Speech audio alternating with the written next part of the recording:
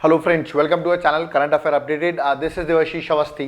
जैसे आपको पता होगा, we are dealing with 10 AM daily series. तो आज का लेक्चर नंबर 114 है और आज हम देखते हैं हमारा जो कट ऑफ होने वाला है that is going to be 8 marks. तो देखते हैं कौन कौन कट ऑफ क्लियर कर पाता है। और आज के क्वेश्चन थोड़े इंटरेस्टिंग भी है, इजी भी है।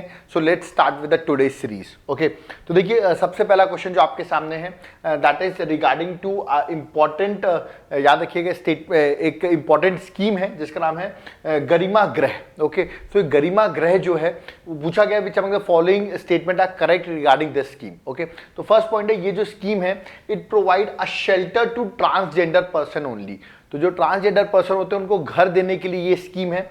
और सेकंड, ये ministry of social justice and empowerment ministry के अंदर आता है। तो अगर आपने गरिमा ग्रह नहीं सुना है तो आप इसको जरूर जाने, बहुत इंपॉर्टेंट स्कीम है।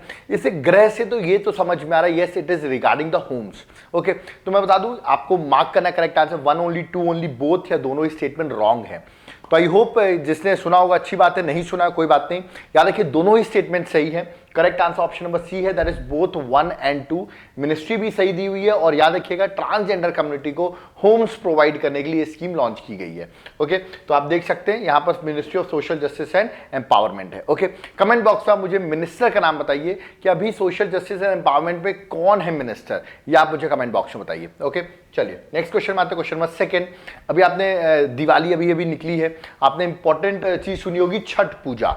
तो मैंने यहां पर पूछा जो छठ पूजा होती है जो रिसेंटली ऑफ कोर्स न्यूज में थी, is related to which god, किस गॉड की पूजा की जाती है इसमें। ठीक है, क्योंकि आजकल थोड़े रिलीजियस क्वेश्चंस भी आ रहे हैं एग्जाम्स में, हम देख सकते हैं। तो मे भी ये क्वेश्चन आ जाए एग्जाम में। तो पूछा Agni god, sun god and his wife Usha, lord Vishnu Lakshmi, या लॉर्ड शिवा एंड पार्वती। तो जो बिहार से होंगे तो I think they able to give the correct answer. जो बिहार साइड से नहीं है कोई बात नहीं, अभी आप याद कर लीजिए, the sun god and his wife Usha. तो याद रखिएगा छठ पूजा में किसकी पूजा की जाती है ये आपको पता होना चाहिए, सन गॉड। आई थिंक नहीं भी पता होगा तो आपने ये तो सुना होगा सन की पूजा की जाती है, तो उसमें से भी आप करेक्ट आंसर की ओर मूव कर सकते हैं। ठीक है, that is option number B is the correct answer. Okay, next question move करते हैं, that is going to be question number third. यहां पर दो स्टेटमेंट दिए गए हैं, वर्ल्ड ज्योग्राफी से रिलेटेड ये क्वेश्चन है। अगर आपको ऐसे क्वेश्चन नहीं बन रहे हैं, देखिए टॉरस स्ट्रेट से रिलेटेड क्वेश्चन है। अगर आपको ये क्वेश्चन नहीं बन रहा है, डिस्क्रिप्शन बॉक्स में जाइए, वहां हमारी वेबसाइट का लिंक दिया हुआ है जिससे आप वर्ल्ड ज्योग्राफी के लेक्चर्स इजीली देख सकते हैं और ऐसे इजी क्वेश्चन इजीली सॉल्व कर लेंगे। क्वेश्चन है टॉरस स्ट्रेट पर, दो स्टेटमेंट दिए गए हैं कि ये जो स्ट्रेट है ये ऑस्ट्रेलिया और न्यूजीलैंड के बीच में लाई करता है। The second one is the strait links the coral sea to the east, मतलब ईस्ट साइड में कोरल सी है और वेस्ट साइड में बोला गया है अराफोरा सी और गल्फ ऑफ कार्पेंटेरिया। ठीक है, बहुत इंपॉर्टेंट, गल्फ ऑफ कार्पेंटेरिया, तो वो वेस्ट में है। ठीक है, तो दो चीज यहां पर है और एक चीज यहां पर है, ये सेकंड स्टेटमेंट है।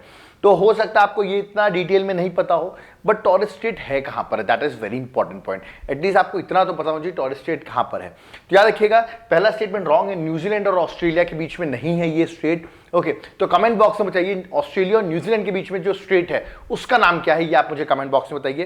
क्योंकि ये जो है ऑस्ट्रेलिया और न्यू गिनिया जो है, याद रखिए एक आइलैंड नेशन है, उसके बीच में टॉरस स्ट्रेट है। मैं आपको मैप में दिखाऊंगा। तो फर्स्ट स्टेटमेंट रॉन्ग है, सेकंड स्टेटमेंट करेक्ट है। अगर आपको नहीं पता था, अब आप मैप देखिएगा, ईस्ट और वेस्ट साइड देखेंगे, आपको यही लोकेशंस मिलेगी। तो correct answer option number B है, दैट इज 2 ओनली। मैं आपको यहाँ पे डायग्राम भी दिखा देता हूँ, देख सकते हैं। This is your Australia, this is your island nation, that is Papua new Guinea. Okay, और यहीं पर आपको टॉरस स्ट्रेट दिख रहा होगा। ठीक है, और ईस्ट वेस्ट में भी आप देख सकते हैं जो सी मेंशन किए गए थे वही हैं। ओके, बट आपको कमेंट बॉक्स में बताना ऑस्ट्रेलिया और न्यूजीलैंड के बीच में जो स्ट्रेट है उसका नाम क्या है, ये कमेंट बॉक्स में आप मुझे मैसेज करिए। ओके, चलिए क्वेश्चन नंबर फोर्थ में आते हैं। This is regarding medieval history. Question है during the Mughal period. Okay, ऐसे क्वेश्चन यूपीएससी बहुत पूछ रहा है, इसलिए we have taken this question. Okay, the term parwana refers to, परवाना का मतलब क्या था? ओके, मुगल्स पीरियड के टाइम पर। ओके, ऑप्शंस है order issued by higher authority, the land given to mansabdar, IMD world competitiveness centre लिखा हुआ, या नन ऑफ द अबव। तो I think option number C तो आप देख सकते हैं मुगल पीरियड से कोई लेना देना नहीं है इसका। ठीक है, तो ऑप्शन नंबर ए और बी में से ही आपको सही मार्क करना है, या डी भी हो सकता है। तो याद रखिए इसका correct answer option number A है, order issued by higher authorities. जो परवाना होता था वो हायर अथॉरिटीज जो ऑर्डर इशू करती थी उसे हम परवाना कहते थे, याद रखिएगा। तो correct answer option number B है। ओके, चलिए क्वेश्चन नंबर फिफ्थ में आते हैं। ये एक इजी क्वेश्चन है, the term additive manufacturing. Okay, ये शायद आपने सुना होगा। एडिटिव जो मैन्युफैक्चरिंग है ये एसोसिएटेड किससे है ये term? Okay, the fruit based processed food, okay, 3D printing, generic drugs, या तो डिफेंस इंडस्ट्रियल कॉरिडोर। तो जिन्होंने भी नहीं सुना है एडिटिव मैन्युफैक्चरिंग, कोई बात नहीं, एएम के शॉर्ट फॉर्म से जाना जाता है। 3D प्रिंटिंग में लेयर बाय लेयर जो हम प्रिंटिंग करते हैं 3D प्रिंटिंग, वो एडिटिव मैन्युफैक्चरिंग पे ही बेस्ड होती है। तो करेक्ट आंसर है option number B, that is 3D printing है। ओके, चलिए आगे मूव करते हैं। That is going to be question number 6। Question number 6 जो है that is related to economics. ये क्वेश्चन यूपीएससी ने इस साल प्रीलिम्स में पूछा था, तो इंपॉर्टेंट क्वेश्चन हो जाता है। That is regarding lead bank scheme. Okay, I think जिन्होंने पेपर दिया उन्होंने लीड बैंक स्कीम का क्वेश्चन देखा होगा। लीड बैंक स्कीम का पहला स्टेटमेंट है कि ये जो लीड बैंक स्कीम है, okay, it was introduced during the 1991 reforms. 1991 reforms के टाइम पर लीड बैंक स्कीम इंट्रोड्यूस किया गया था।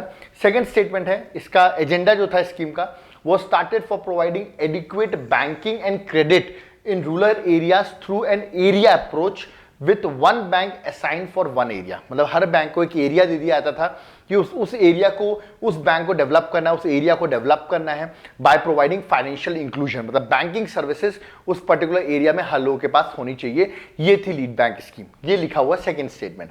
आपको बताना कौन सा स्टेटमेंट करेक्ट है।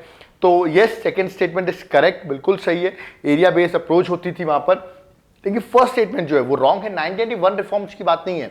Lead bank scheme came during 1969। Okay, तो correct answer option number B, that is 2 only है, रिमेंबर। बट सेकंड स्टेटमेंट सही है। यहाँ पर डिस्ट्रिक्ट दे दिए जाते थे बैंक्स को और उनको डेवलप करना पड़ता था, उनको फाइनेंशियल इंक्लूजन, उस पर्टिकुलर एरिया अप्रोच होता था, उस पर्टिकुलर एरिया में फाइनेंशियल इंक्लूजन प्रोवाइड करना पड़ता था। ठीक है, मतलब लोगों को बैंकिंग सर्विसेज से जोड़ना। But scheme was introduce in 1969। Okay, चलिए नेक्स्ट आते हैं नेशनल सिक्योरिटी काउंसिल। इसके रिगार्डिंग 2 स्टेटमेंट दिए गए। You have to tell which statement is correct. Okay, first है it is a 3 member constitutional body. आपने सुना है क्या ये कॉन्स्टिट्यूशनल बॉडी है कि नहीं। सेकंड स्टेटमेंट है it is headed by home minister, okay, Amit Shah. तो इनमें से कौन सा स्टेटमेंट करेक्ट है, क्या ये कॉन्स्टिट्यूशनल बॉडी है कि नहीं है। तो I think this is not the constitutional body, आपको पता है। ओके, और होम मिनिस्टर भी इसको हेड नहीं करते हैं। तो करेक्ट आंसर जो है इसका जो है वो ऑप्शन नंबर डी है, दैट इज नाइदर 1 नॉट 2। याद रखिए, होम मिनिस्टर इसको हेड नहीं करते, नेशनल सिक्योरिटी एडवाइजर जो है वो हेड करते हैं। ठीक है, कमेंट बॉक्स में आप मुझे बताइए नेशनल सिक्योरिटी एडवाइजर अभी कौन है। और दूसरा, आप मुझे 3 कॉन्स्टिट्यूशनल बॉडीज के नाम कमेंट बॉक्स में मेंशन करिए। Okay, that is also important. 3 constitutional bodies के नाम आप मुझे कमेंट बॉक्स में मेंशन करेंगे। याद रखिएगा, कमेंट में जरूर मेंशन करें। ओके, तो correct answer option number D था। ओके, चलिए थोड़ा सा आप इसके बारे में भी देख सकते हैं अगर आपको देखना हो नेशनल सिक्योरिटी काउंसिल के बारे में।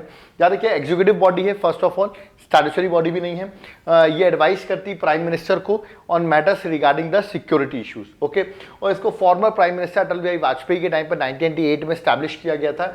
और ब्रजेश मिश्रा जो थे, याद रखिएगा, he was the first national security advisor जो इसके हेड थे। अभी कौन है नेशनल सिक्योरिटी एडवाइजर, वो आप मुझे कमेंट बॉक्स में बताएंगे। ओके, तो correct answer option number D था, that is neither 1 neither 2। Question number 8 में आते हैं ग्लोबल वेज रिपोर्ट। हर बार की तरह मैं एक रिपोर्ट आपसे पूछता हूं कि इसको कौन पब्लिश करता है, world economic forum, world bank, international labour organisation या international monetary fund. Global wage report, तो हो सकता है वेज देख के आप इकोनॉमिक फोरम या वर्ल्ड बैंक की ओर मूव कर रहे हो। दोनों स्टेटमेंट रॉन्ग है। करेक्ट आंसर है इंटरनेशनल लेबर ऑर्गेनाइजेशन, यानी कि ILO। कमेंट बॉक्स में बताइए मुझे इंटरनेशनल लेबर ऑर्गेनाइजेशन का हेडक्वार्टर कहां पर है, ये आप मुझे कमेंट बॉक्स में बताइए। और किस ईयर में ये फॉर्म्ड हुआ था, ये दोनों ही आपको कमेंट बॉक्स में बताना है। किस ईयर में फॉर्म्ड हुआ था, इसका हेडक्वार्टर कहां है। ओके, और ग्लोबल वेज रिपोर्ट क्या होता है, अगर हम मेल और फीमेल की बात करें तो फीमेल को अपने इंडिया में वेज कम मिलती है, आपको पता होगा, मेल को ज्यादा मिलती है। तो वो जो गैप होता है दोनों के बीच में, याद रखिएगा, जो गैप होता है वेजेस में between the gender of male and female, okay, तो उसी को हम कहते हैं, याद रखिए, ग्लोबल वेज रिपोर्ट उसी के अकॉर्डिंग पब्लिश की जाती है। ओके, तो ये आपको याद रखना है। चलिए नेक्स्ट क्वेश्चन में 9th बात है रिगार्डिंग इंडियन पॉलिटी। मे भी थोड़ा ट्रिकी क्वेश्चन हो बट इजी भी है, क्योंकि मैंने ऑलरेडी पढ़ाया हुआ है। पॉलिटी के मेरे अपडेटेड लेक्चर सीरीज में मैंने ऐसे डिटेल एनालिसिस कवर की हैं। याद रखिए, यूट्यूब में जो मैंने लेक्चर्स दिए वो सिर्फ एक डेमो है, बाकी आप मेरे वेबसाइट पे जाएंगे तो आपको डिटेल लेक्चर्स मिलेंगे। उसके लिए डिस्क्रिप्शन बॉक्स में आप हमारी वेबसाइट का लिंक जरूर देखें। क्वेश्चन है पुदुचेरी लेजिस्लेचर से रिलेटेड कि it was created through a parliamentary law based on the provision in article 239A of the constitution. तो आर्टिकल 239A के अंदर पुदुचेरी, याद रखिए, legislature was created, first statement है। सेकंड है जो गवर्नर ऑफ तमिलनाडु है वही है administrator union territory of Puducherry. ठीक है, दीज आर 2 स्टेटमेंट। आपको बताना which among the following statement are correct. Okay, I hope ये तो आपको पता होगा कि पुदुचेरी का खुद का एडमिनिस्ट्रेटर है, खुद का लेफ्टिनेंट गवर्नर है। कमेंट बॉक्स में बताइए पुदुचेरी के लेफ्टिनेंट गवर्नर अभी कौन है, बहुत फेमस पर्सनालिटी है। Plus who is the CM of Puducherry, दोनों आप मुझे कमेंट बॉक्स में बताइए पुदुचेरी का सीएम कौन है और लेफ्टिनेंट गवर्नर कौन है। जो सेकंड स्टेटमेंट रॉन्ग है, तमिलनाडु का एडमिनिस्ट्रेटर नहीं है, पुदुचेरी का खुद का लेफ्टिनेंट गवर्नर है। First statement is correct, under article 239A ही पुदुचेरी का लेजिस्लेचर क्रिएट किया गया है, ये आपको याद रखना। तो फर्स्ट स्टेटमेंट करेक्ट है। आपको बताना आर्टिकल 239A जो है वो किस पार्ट के अंदर आता है, पार्ट नंबर आपको मुझे कमेंट बॉक्स में मेंशन करना है। आपको पता होगा कितने पार्ट्स हैं कॉन्स्टिट्यूशन में, तो किस पार्ट में आर्टिकल 239A कवर करता है ये आप मुझे कमेंट बॉक्स में बताइए, ठीक है। तो याद रखिएगा जो इसका answer that is option number A. Question में लास्ट क्वेश्चन में आते हैं जो कि इजी क्वेश्चन है। आई होप ये क्वेश्चन सबको बन जाएगा। विक्रमशिला गैंगेटिक डॉल्फिन सेंचुरी जो है ये कहां पर किस स्टेट में लोकेटेड है। आई थिंक हिंट दी हुई है यहां पर ही क्वेश्चन में, विक्रमशिला यूनिवर्सिटी आपने पढ़ी होगी, किस स्टेट में है। ऑप्शन है गुजरात, अंडमान एंड निकोबार, बिहार या Arunachal Pradesh. These are the 4 option and I think Vikramshila देखते ही लोगों ने बिहार आंसर मार्क कर दिया होगा। Yes, the Bihar is the correct answer, that is option number 3 is the correct answer, option number C. Okay, so I hope आपका जो कट ऑफ था वो लोग क्लियर किया होगा। अगर नहीं भी क्लियर किया होगा still you got lots of knowledge, that is very important.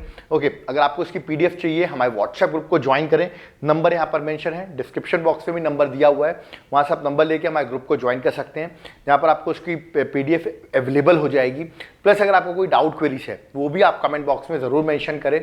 Plus जो मैंने आपसे क्वेश्चंस पूछे हैं उनको कमेंट बॉक्स में जरूर मेंशन करें, हम उनको जरूर रीड करेंगे और कोई डाउट क्वेरीज है उनको भी रीड करेंगे। Thank you.